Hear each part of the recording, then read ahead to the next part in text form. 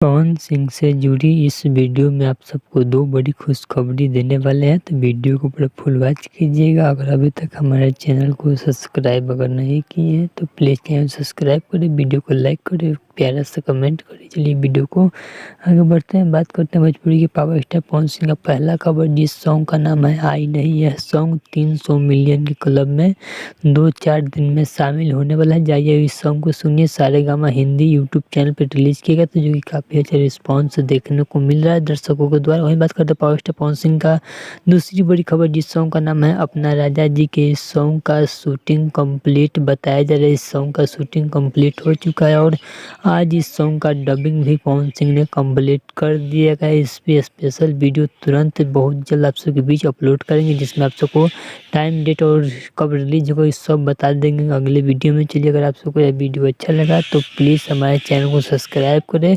Video को like करें। चलिए मिलते हैं न्यू अपडेट के साथ, तो ओके बाय।